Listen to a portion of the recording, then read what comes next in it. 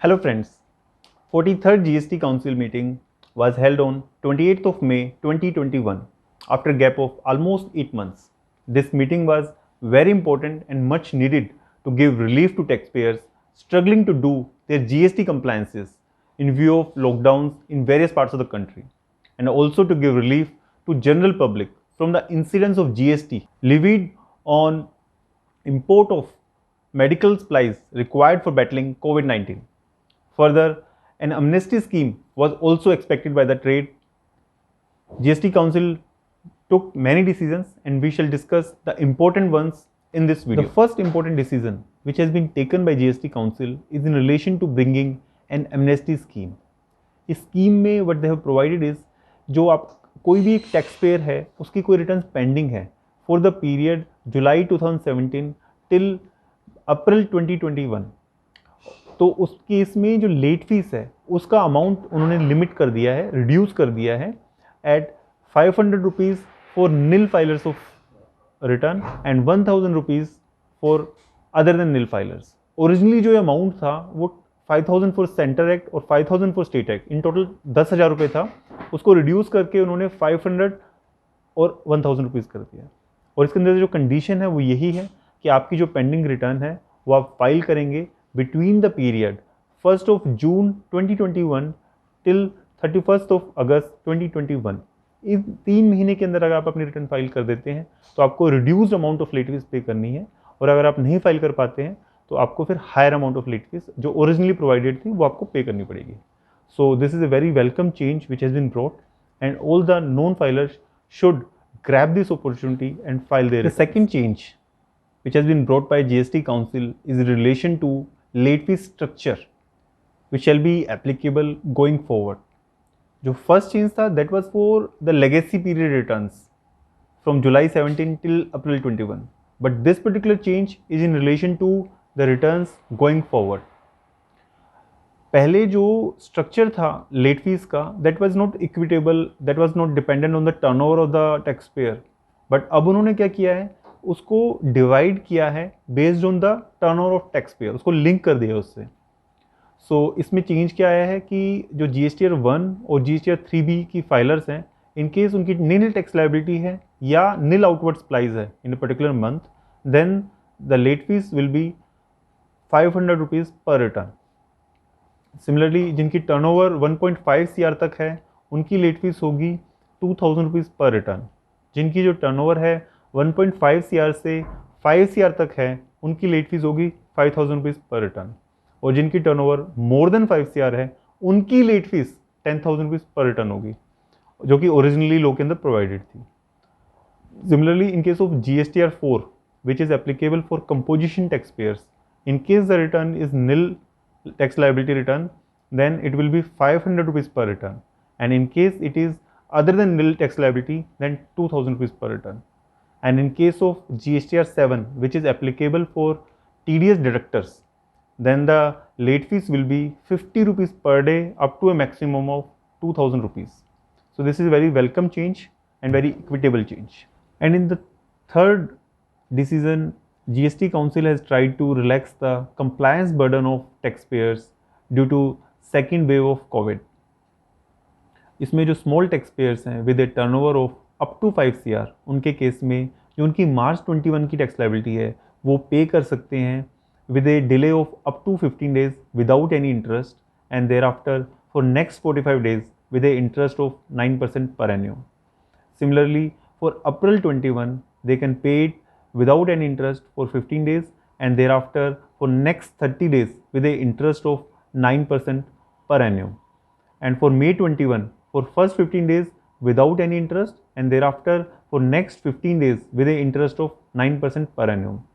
And similarly, late fees has been waived for March 21 return for a period of 60 days and for April 21 return for a period of 45 days. And for May 21 return for a period of 30 days. And on the same lines, in case of composite taxpayers whose tax liability is on quarterly basis, for March 21 quarter, they have been given a time of 15 days for paying their taxes without any interest, and for next 45 days with interest at 9% per annum. And in case of large tax payers with turnover more than 5 CR, उनके case में उनको 15 दिन का time दिया है with interest payment eight 9% पर एन्यूम। Similarly उनकी जो लेट फीस है वो भी 15 दिन के लिए वेव ऑफ कर दी गई है, और सेम बेनिफिट उनको अब मार्च और अप्रैल का पहले की नोटिफिकेशन के द्वारा दिया जा चुका है। सो ये थर्ड जो मेजर डिसीजन है, इसके थ्रू बेनिफिट्स पास ऑन किए गए हैं टू द टैक्स पेयर। जो फोर्थ डिसीजन है जीएसटी काउंसिल का, that is in relation to import of covid related supplies like medical oxygen, oxygen concentrator, transportation equipment for oxygen supply and covid vaccine etcetera. इन cases में अगर आप import करते हैं and those goods are meant to be gifted, donated to the government or to any other relief agency recommended by the government, तब उस case में IGST exempt हो जाएगा till 31st of August 2021। और सिमिलर प्रोविज़न CBIC ने notify किया था पहले in relation to FOC imports, लेकिन कंडीशन सेम थी कि जो गुड्स हैं they are meant to be donated to the government और any other relief agency recommended by the government. So उस केस में हो क्या रहा है कि in case as a corporate I am importing these materials for my employees or as a individual I am importing it for my personal consumption, उस case में IGST exemption नहीं मिलेगा। इस मैटर के ऊपर दिल्ली हाई कोर्ट में भी ये मैटर गया था, और वहाँ पे दिल्ली हाई कोर्ट ने इसको काफ़ी प्रोविजन को डिस्क्रिमिनेटरी बताया था। ये जो डिफ्रेंशिएशन किया हुआ है between two class of persons is not appreciable, लेकिन गवर्नमेंट ने अनफॉर्चुनेटली इसको कंटिन्यू किया है, इस चीज़ को ठीक नहीं किया अभी भी। सो condition is continuing. Basic custom duty जो है इन इम्पोर्ट्स पे ऑलरेडी एग्जेम्प्टेड है, और फर्दर जीएसटी काउंसिल ने एक ग्रुप फॉर्म किया है जो individual items, various items required in Covid treatment या कोविड पूरे चेन में, उसके टैक्स रेट्स के ऊपर डिस्कशन करेगा और अपनी रिपोर्ट जो है 8 जून 2021 तक जीएसटी काउंसिल को देगा। And the fifth decision is in relation to annual filing for financial year 2021। Finance act 2021 ने जो GSTR 9C है रिकन्सिलेशन स्टेटमेंट, उसमें प्रोफेशनल का जो सर्टिफिकेशन है वो डिस्पेंस विद कर दिया था, though that provision is yet to be notified, but GST council ने क्लियर कर दिया है कि फाइनेंशियल ईयर 2021 के जो रिकन्सिलेशन स्टेटमेंट्स फाइल होंगे that shall be without the certification of professional.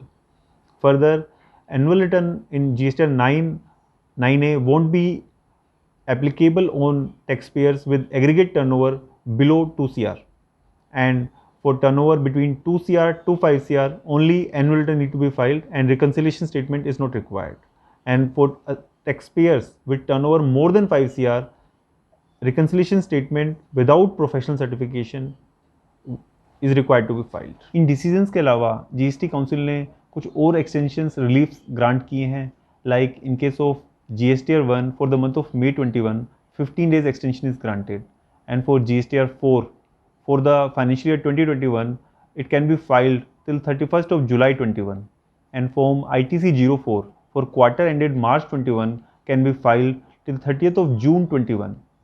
एक और चेंज लेके आए हैं कि जो रूल 36(4) है उसकी जो कैलकुलेशंस हैं और जो उसकी एप्लीकेबिलिटी है that shall be calculated on a cumulative basis for the months of April, May and June 21, in the month of June 21। तो जो आपको इसका इम्पैक्ट निकालना है, जो इसकी एप्लीकेबिलिटी निकालनी है, वो तीनों महीनों की क्यूमुलेटिव बेसिस पे निकालनी है, और उसकी एडजस्टमेंट जून 21 की रिटर्न में आपने करनी है। उसके अलावा कॉर्पोरेट्स को ये परमिट किया हुआ है till 31st of August 21 they can file there returns with EVC instead of digital signature. इसके अलावा भी कुछ और चेंजेस किए हैं in the rate of goods and services. I hope you would find this video useful. Thanks for watching this video.